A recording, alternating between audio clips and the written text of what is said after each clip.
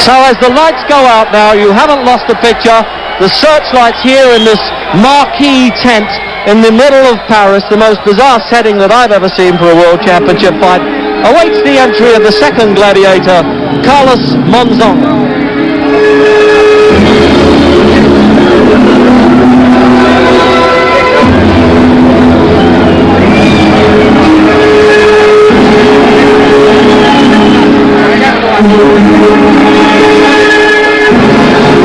And while we've lost the lights like this, I noticed that Angelo Dundee is running around tightening up the ropes of this ring.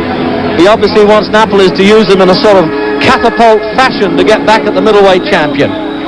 And to reiterate now, Napoles is having to spot 6 1/4 pounds, and before the official announcements I can give you the weights.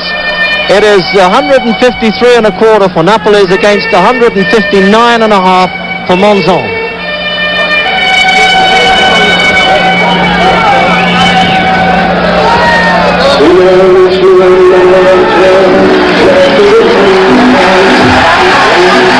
And a traditional Argentine dance by the sound of it as they lead Monzon into the ring.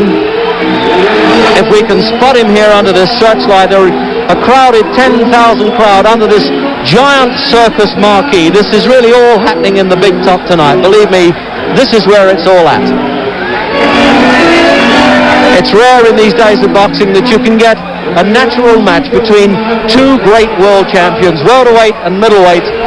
And here we are back again now. You can see this, I hope, quite clearly. The entrance of a man who looks like Anthony Quinn playing the part of a prize fighter. There he is, Carlos Monzon. And this is a record. He's already made 8 successful defenses of the middleweight championship of the world, and that is a record.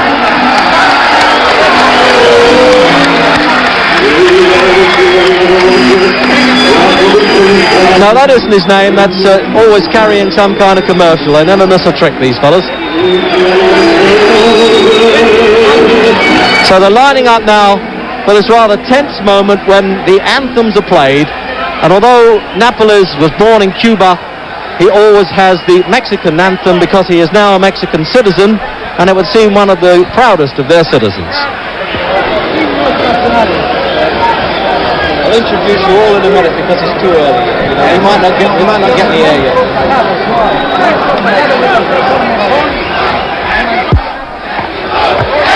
It's going to be the hardest job in the world, it seems, to be able to quieten this crowd down. The Parisians are great neutrals, but really they brought in Mexicans, and there's a number of Argentinians trying to outshout the Mexicans. It's 2-1 on the Mexicans winning that one. There he is, Napoles in the Serape.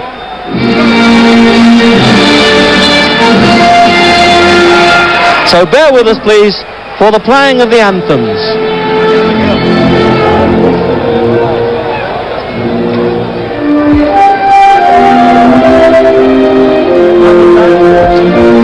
And of course the Argentine anthem for Monzon.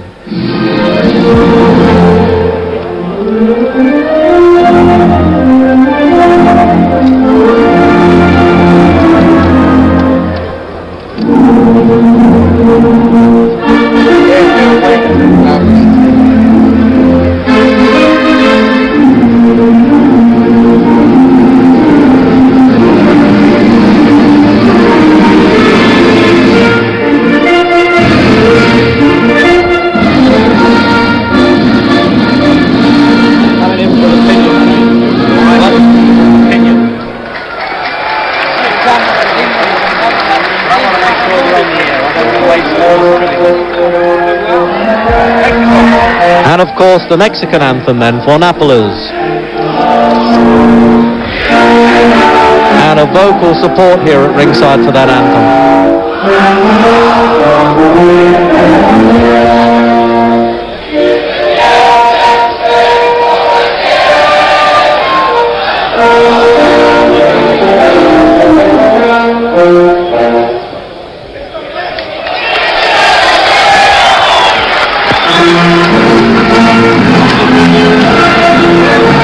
And the Marseille, of course, for France.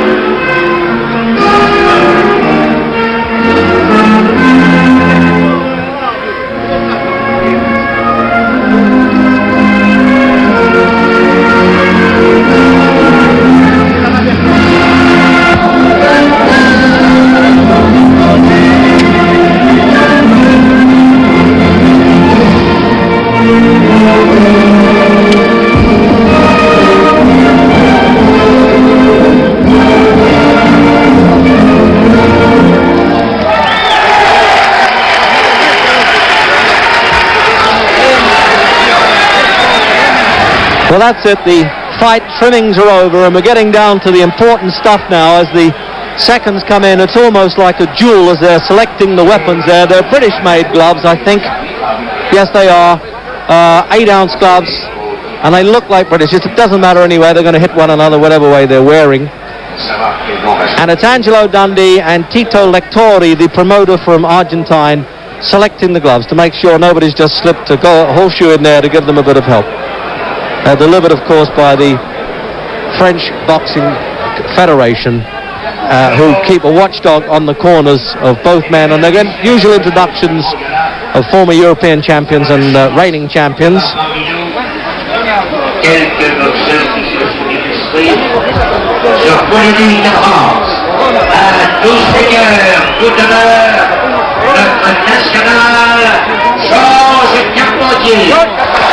Well, here's the man, of course, they all idolized in Paris, Georges Carpentier, the man of the first $1 Million Gate with Jack Dempsey, the former light heavyweight champion of the world.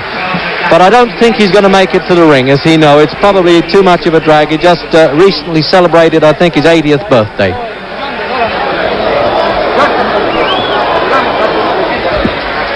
Well, the officials for this fight are all announced by the French Boxing Federation. They won't really mean a thing to you, but I've seen quite a lot of them on the international circuit. The referee is called Balderou. The judges are called Mascot and Gondry. And they're well known. They're all amateur referees, I should say. There's nobody takes any money for it on the European circuit. They do in Great Britain, but not here. Well, that's a good close-up of Napoles. You'll be able to follow any trademarks that he gets through in the contest if we have this good close-up shot like this the whole time.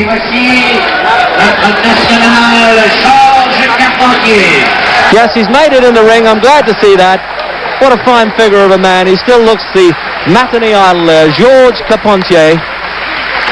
As those Londoners, my accent used to call him, George's Carpentier.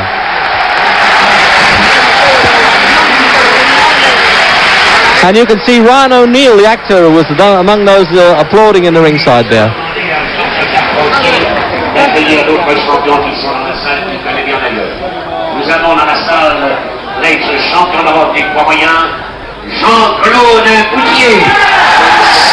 And here's the man who has fought MONZON for the middleweight championship of the world, Jean-Claude Boutier, who is now challenging again for the championship of Europe and hopes to fight the middleweight champion of the world, whichever one of these two comes out with it tonight. So that's Napoles gloving up there with Kid Rapides, the man who's been with him since he was almost a schoolboy, as I understand it. Certainly had a fantastic amateur record as well as pro, this fellow Napoles, and I imagine a great deal of credit must go to Rapides, which is not bad. I suppose they called him Kid Speedy when he was a boxer with a name like that.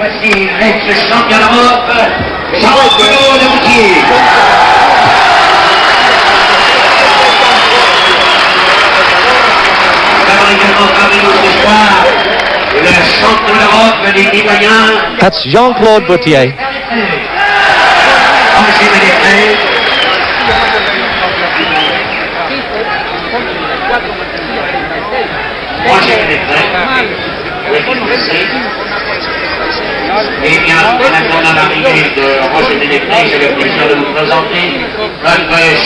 It looks to me as though MONZON is the one who's getting a little edgy and impatient. There he is, wants to get this over, but little sporting touch there as he applauds the next man to be introduced.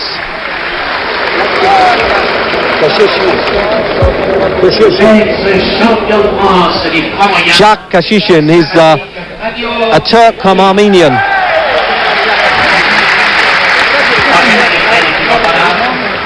Now these French fighters all look like film stars, don't they? So then as we come up for the official announcement then, I'd like to introduce my co-commentators with you. If you have any trouble with this British accent, you're certainly not going to have any trouble with the next ones. We have one of the best known managers in the world and a trainer, man who managed the welterweight and middleweight champion of the world, Emil Griffiths, and that's Gil Clancy. And before I bring him in, one word here, that's not a girl in there, fellas, that's Joe Bugner, the European heavyweight champion from Great Britain, who fought Ali and Frazier and of course went the distance with both of them. And on my left, who will also be coming in with a few words later on, is the #1 welterweight contender, Hedgeman Lewis from Los Angeles. So before we get the official introductions, Gil Clancy, how about a weigh-up? What do you fancy here? Well, I feel that MONZON has a big edge. At the weigh-in today, he was 6.5 pounds heavier than Napoles. In the ring tonight, I imagine he has at least a 10-pound edge. And I think that weight edge plus his height advantage is going to make it pretty tough for Napoles. However, if Napoles can score with his jab, look forward early, then MONZON may be in trouble. Well, that handsome character there, you also know in the United States, that's Nino Benvenuti, former middleweight champion of the world, who lost his title, this man, Carlos MONZON. Quick word then, Hedgeman Lewis, how do you pick it? Well, Reg, the way I see it is that I think MONZON is so big and so strong, he's going to give Napoles problem in the early going, and if Napoles can be effective early, he can very easily win the fight.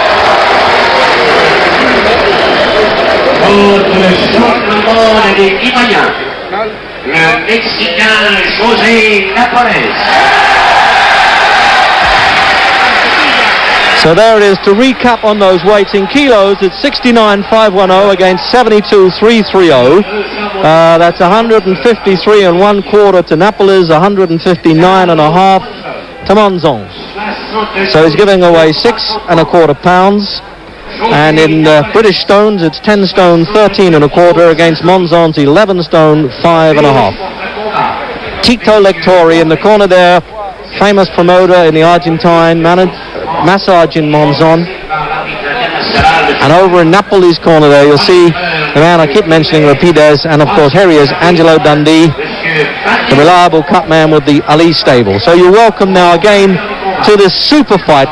The reigning welterweight champion of the world, Jose Mantequilla Napoles, against Carlos Macho MONZON, the mule against the butterball. All French officials, all of whom will vote.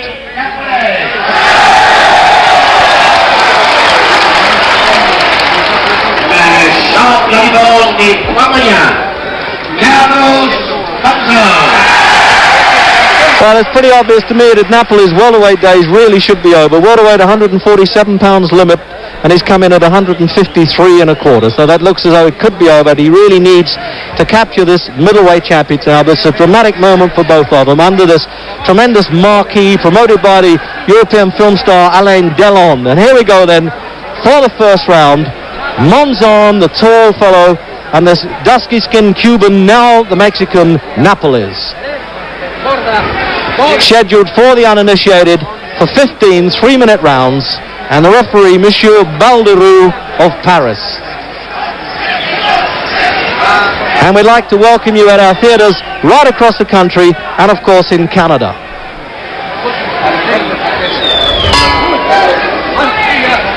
So round one then, the sizing up round, and it's this tall 6-footer MONZON will be pecking away with that left hand. And I've seen him fight a few times. He's a slow starter. That will suit Napoles. We'll be able to figure this fella out for a round or two, unless they unload their bums pretty early, but we'll soon find out.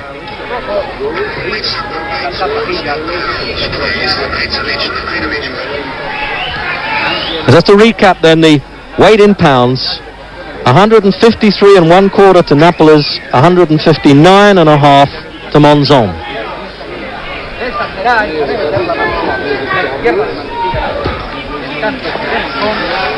Well, as you expect between two cagey experienced fellas now, a reconnaissance opening round. This fellow MONZON has been unbeaten in his last 75 fights, and the first blood, as it were, getting through with Napoles' left hook. So at the end of the first minute of that opening round, it was a left hook feel there from Napoles.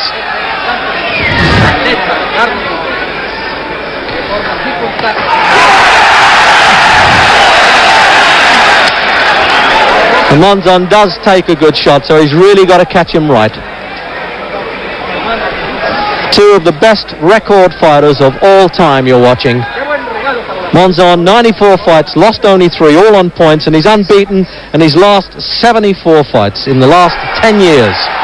Napoles lost 5 of 77 fights, a tremendous performance, never been stopped or cut or KO'd. He's been cut with Billy Backus, but he's never been stopped.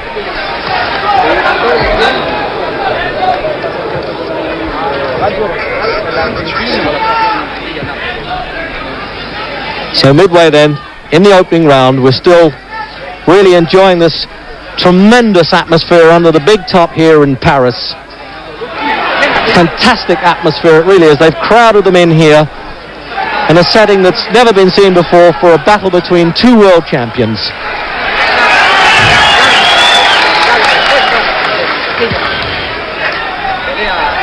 Promoter of this fight, famous movie actor Alain Delon, and I should imagine he'd be very pleased with these pictures. So half a minute to go in the opening round then. And he tried that one for size, Monzon, that long right hand, a lazy looking punch. Deceptive looking fighter, Monzon. He doesn't look to have too much class, but believe me, those punches at his count. He's a mule, as they say. That's his nickname, and that's as it comes. He really plods and punches away there, and just war of attrition. So we're coming up to the last 10 of this round then.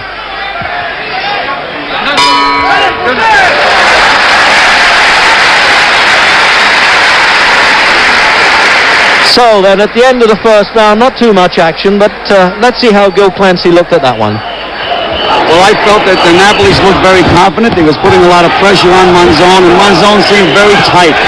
I gave that round to Napoles.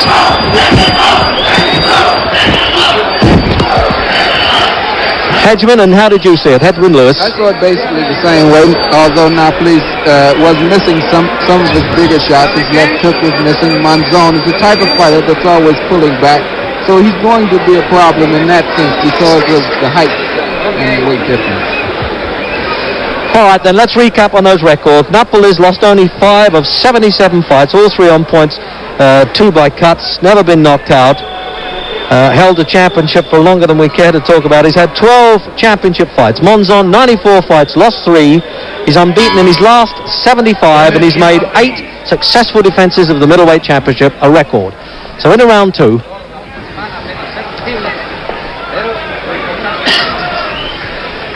And this gangling middleweight champion then hoping to use this reach advantage against the super welterweight champion, who most good judges put certainly in the first 3, I think, of all time.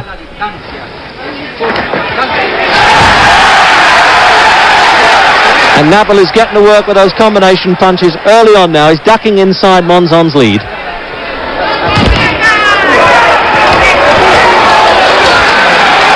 Monzon is a slow starter,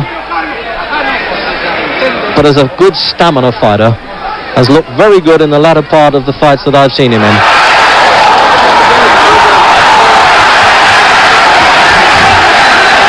And as Napoles' knees went away from him there in the first minute of the second round, you can see that the welterweight was in a bit of trouble there. He lost a bit of control there.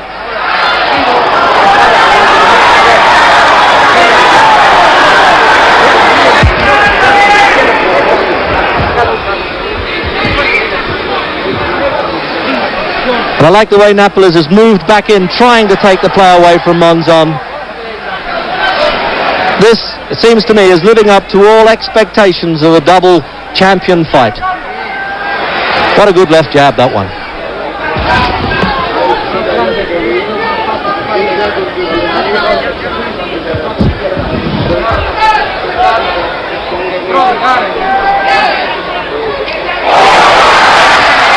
Well, he double jabs with that left hand, and then that right hand's like a bolt there from Monzon, an old-fashioned 1-2. He hits a postman's knock punch, he rat-tats with the left hand, and then he shoots that. Here it is, he's setting it up again. Look, almost like a tug. Bango, there it goes.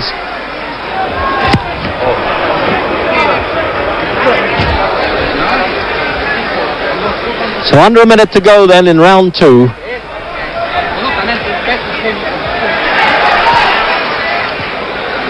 A bit surprised the way Napoles is taking the fight to the heavier man, spotting him 6 1/4 pounds. Napoles 33, Monzon is age 31. So half a minute to go in round 2 then. Countdown time for them. If either get knocked down, of course, the count will continue if the bell interrupts it, except at the last round, if it goes that long. And the way these fellas are punching, that looks a bit unlikely, doesn't it?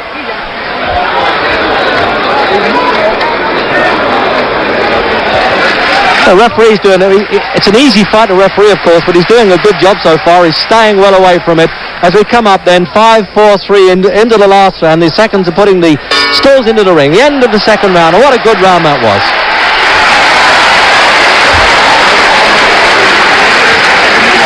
Gil Clancy. Well, as you see, Napoles is trying to force his way in, but he's got a tough problem with a big, strong man like Monzon. And now Monzon's right hand is really starting to find the range. There was one right there. He looks awkward. He's moving back, but he punishes it. There was a good left hook and another right hand. He's got good hands, and they're on target right now. Well, I agree with that. It's certainly a spectacular fight from our point of view. There's a great deal of excitement generating right through this big top on the outskirts of Paris. It really is the most unlikely place to stage the championship of the world. Napoles there, born in Santiago, Cuba, now a Mexican citizen and married not so long ago, and now has a 2-year-old son. Monzon, born out there in Argentine, started as a sort of newspaper seller and one of a big family of boys, and now owns his own ranch. So round 3 then of this scheduled 15-round championship for the middleweight championship of the world, with the challenger, the welterweight championship of the world, Jose Napoles.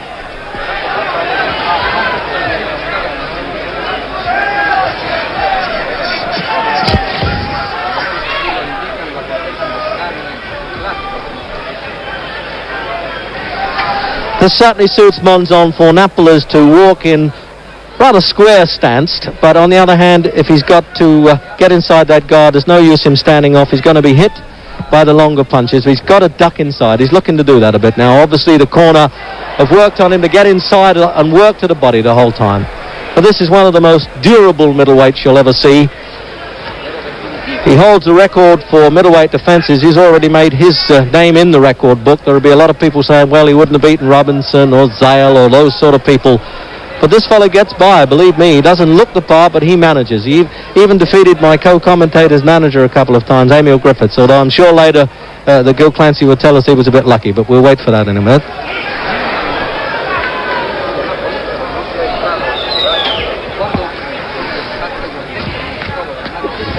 Looks to me as though Monzon is not going to refuse to be budged from this pattern, Gil.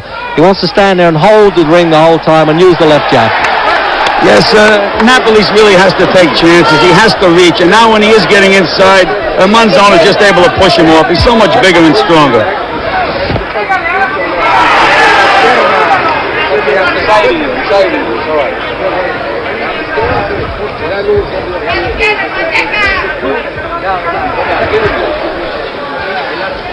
Keep the score, will you, Gil?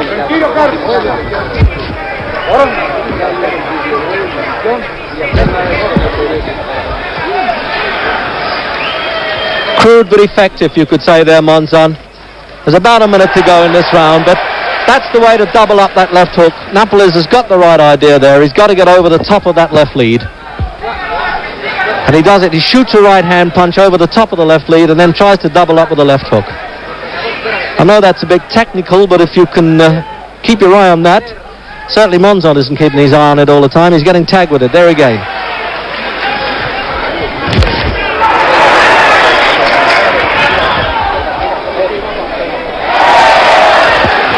It really is punch for punch all the way.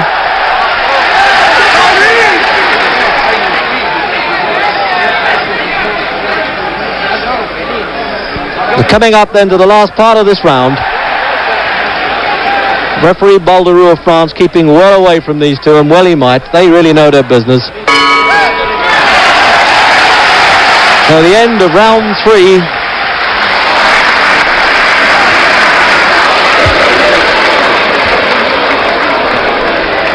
Let's just have a record recap here for a moment then. There's Napoles has lost and regained the title from Billy Backus within 6 months. He's had 12 title fights, 10 successful defenses. He was born in Santiago, Cuba, and he's now a Mexican citizen. And there's some French film stars around the ring. I think that's Francois Fabian. He won the title, Napoles, from Curtis Coates in 13 rounds in Los Angeles in 69. His last 2 title fights, by the way, have both gone the 15 rounds course. That was with Clyde Gray, the British Commonwealth champion up in Canada, and Roger Menetre, the European champion, and that was in France. He also KO'd Ernie Red Lopez in 7 last February in Los Angeles. Quatrième reprise.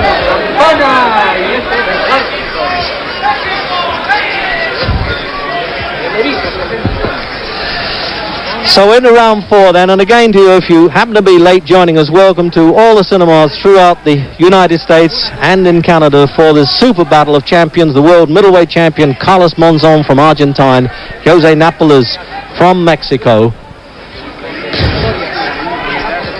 And you'll have no trouble there spotting Napoles, the dark-skinned Cuban with the white stripe on his trunks there.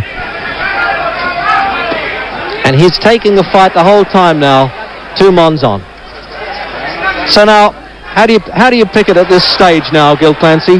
Well, Napoles is starting to find the range with the jab a little bit, and I think that's going to be his most effective punch. If he can make that work, then Monzon's going to be in a little trouble. You watch, he tries to set up and jab after Monzon.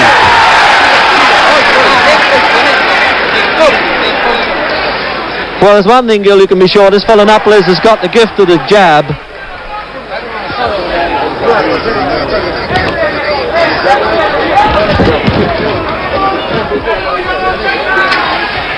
I agree with you, Gil. This fellow Napoles is fighting the smart fight now. He's tucking himself inside Monzon as much as he can. Ooh, and what an exchange of punches this is. What a good round.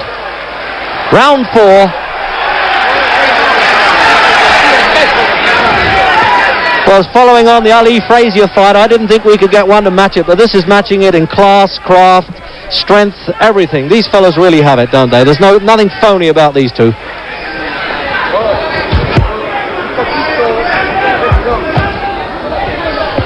Headsman Lewis, you fought Napoles. How is he fighting now compared to when he fought you? Would you fight a different kind of fight as a welterweight? I think if I was boxing Monzon, I would fight a very different fight. As you see, Napoles is pulling out and getting caught on the very end of the long right hand. I think that Napoles should try and move closer in on the right hand rather than going to the outside. So they're coming up to 45 seconds left in this round.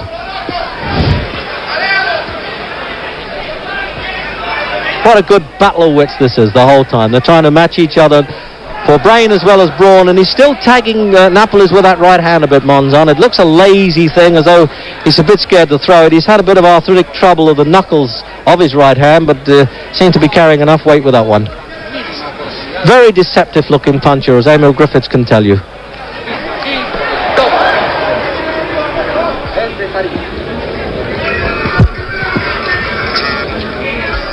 So the countdown to the end of this round now.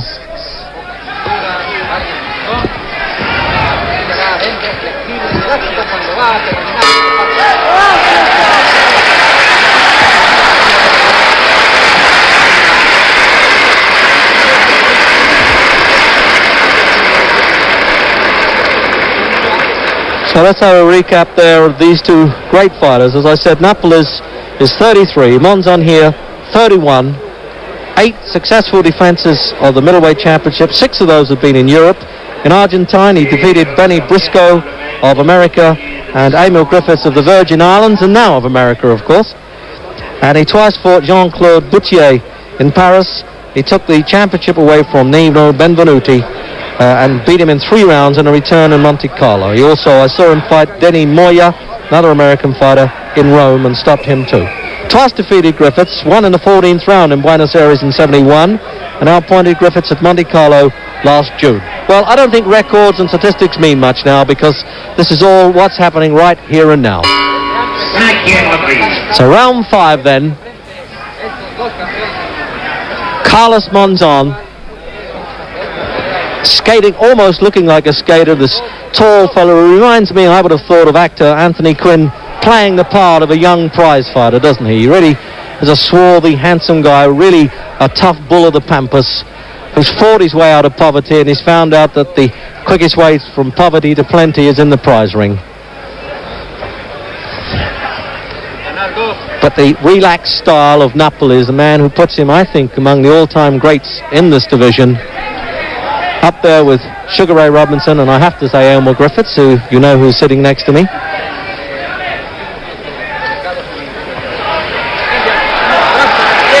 Gil, how would you rate Napoles in the all-time list anyway? I'd say that Napoles is one of the greatest welterweights that ever lived. He has to be in the top 3. It all depends on what style you like. Well, that's probably the first time the English and Americans have ever agreed over a controversial thing like that. So let's get on with the fight, because it really is all happening here in Paris. You feel as though you're almost in there with them over that top rope there, and you're probably ducking in your seats back home, I would think, in case you cop one from this Monzon. He's teeing Napoles up for a punch, pushing him, prodding him with that left hand, and looking to shoot the right hand punch. It's obvious but effective.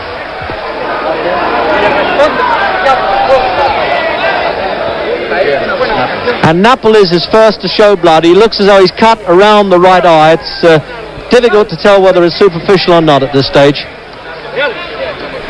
I do hope that an injury doesn't spoil it. There was a time when he lost his world championship this way against Billy Backus up in Syracuse, a fight that nobody expected him to lose except maybe Backus.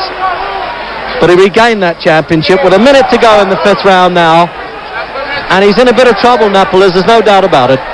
And this is going to take a lot of skill from the corner man. Angelo Dundee and Ferdy Pacheco have got to get working with those coagulates now to pull this welterweight champion together.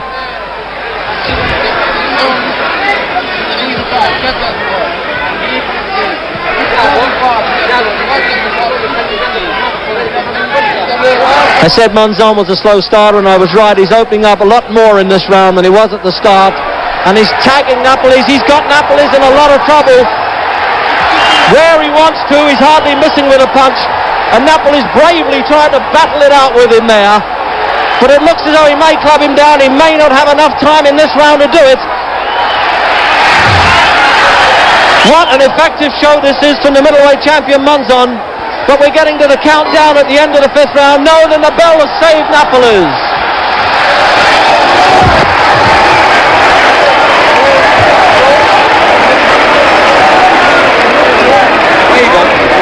Reggie, that right hand of Monzon's is so effective. As you pointed out, it looks like a lazy right hand, but it has the kick of a mule.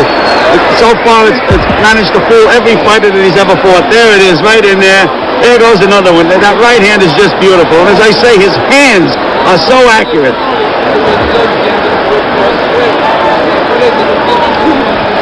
Everything is right on the mark. There's 2 more. It's a miracle that Napoles survived the round. There's another one right on the chin. And another one. This is probably the most severe punishment, Gil, that Napoles has had to take. The full marks to him for courage. There's nothing short of this fella's ticker, is there? He really does take a good shot, and to me, that makes him an even greater champion. Champions all have big heart. That's what makes them champions.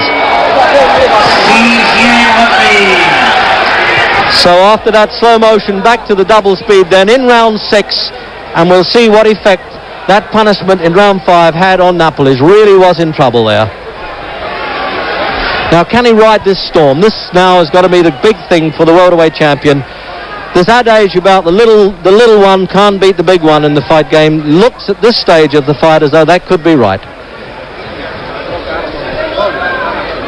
But there are records to disprove that. 6 welterweight champions have in fact won the middleweight championship, including Elmer Griffiths, as I had a nudge on my knee to point out there, and of course the great Sugar Ray Robinson was another, and Mickey Walker, and so on.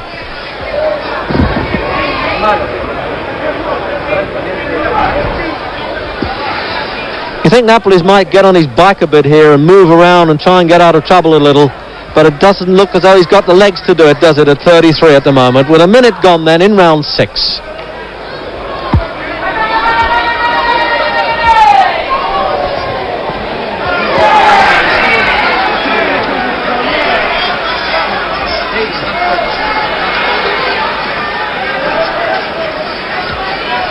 Monzon is able to manhandle him, Reggie. He's just so much stronger inside. You notice the way he just pushed him away then?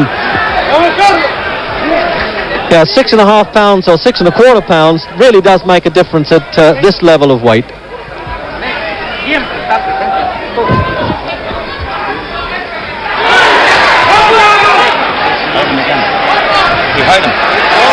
And Napoles back in trouble again now as he backed off onto those ropes. He really needs the center of the ring now to try and get out of a bit of trouble. He's got more maneuverability there. Yes, he's using it now.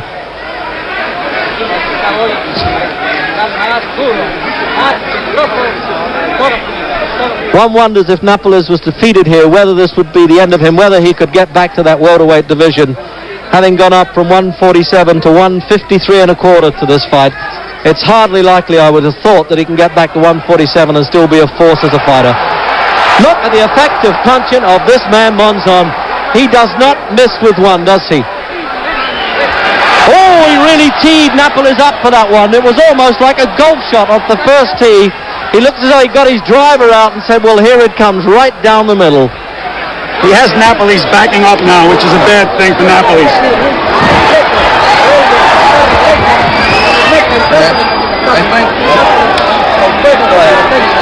I think the difference is the size. He's just pushing him around, and Napoles is really right down. He's only got 10 seconds to last this round. 7, 6, 5. I don't think he can. Yes, he'll make this round all right. That's good news for Napoles, but he is in trouble. And was he pleased to hear the sound of that bell?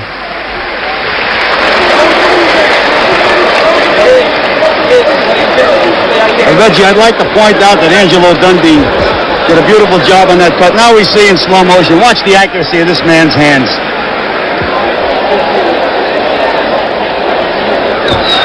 You'd have thought Napoles might have tried to walk in and grab Monzon for safety there in the same way that Ali kept nullifying Frazier. But he doesn't do that, Gil, this fella. He doesn't know about that, does he? Not only he doesn't do it, but he couldn't do it with this man. This man is too strong. Ali is a big, strong heavyweight, and he was able to grab Frazier. But Monzon just pushes him off and pulls him around the way he wants to. Yeah, he really is a remarkable man. Now you can see why he's made 8 successful defenses of the World Middleweight Championship.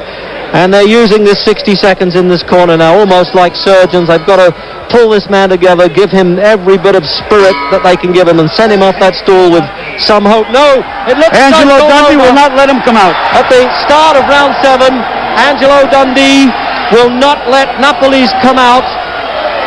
Start of round 7. Start of round 7. The bell rang for round 7, and Angelo Dundee said no, he would not come out.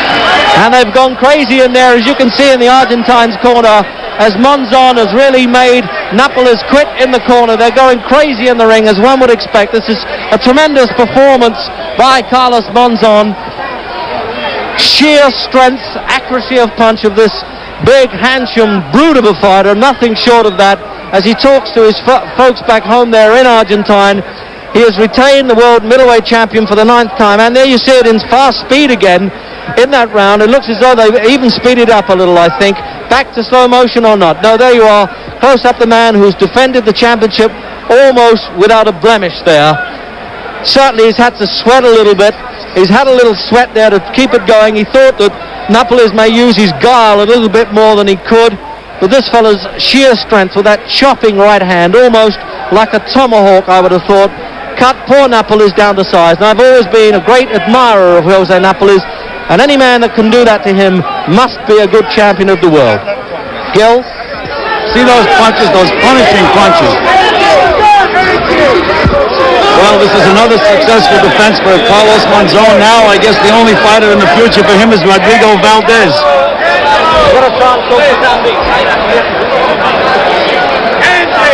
Say I'm going to try and talk to Dundee. Say it. We're going to try to talk to Angelo Dundee right now.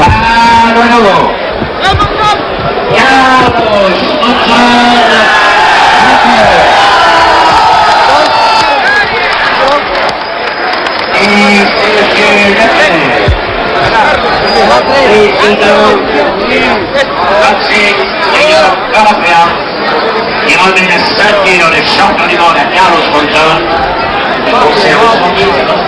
Angelo Bend par la source Perrier.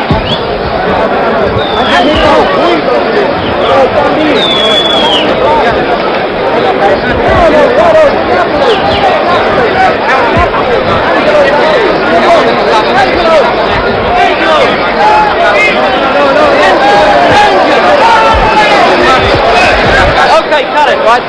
Angelo! Okay, so we now have Angelo Dundee to tell us exactly what happened in that corner. Angelo? He got thumbed badly the round before, so we gave him one more shot. He couldn't see, both eyes. He got thumbed pretty good from both hands, and the kid couldn't see, so it was useless. Let him go out there. He was catching too many shots. How bad was that cut, Angelo? The cut's right at the inside of the eye was done by a thumb. There has been this complaint before, of course. Allegation that Monzon did this to Boutier in Paris. Do you now subscribe to that? I do subscribe to it. He definitely thumbed. And the kid thumbed him, and the guy did a good job of it and practically put his eye out. The cut is right in the corner of the eye. No way a punch could have done it. Well, Angelo, it looked like being such a great fight. Monzon is a tremendous fighter. All things being equal, do you still think Napoles could have won it? I think if he didn't sustain the injury, it would have been a great fight. But thanks a lot, Angelo. Right up.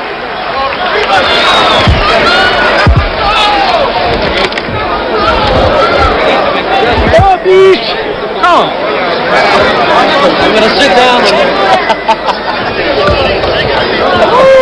78 kilos.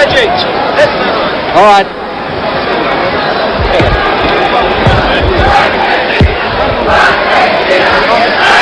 Well, you got it almost there from the horse's mouth. As you heard, there was an allegation that Dundee thought that his man was thumbed. I'm sorry that it had to end that way, but also it was a good performance by Carlos Monzon. So from us at ringside in Paris, from me, Reg Guttridge, goodbye to all the theatres across the country and those in Canada. From me then, Reg Guttridge, and my co-commentators Gil Clancy and Hedgeman Lewis. Good night, everybody.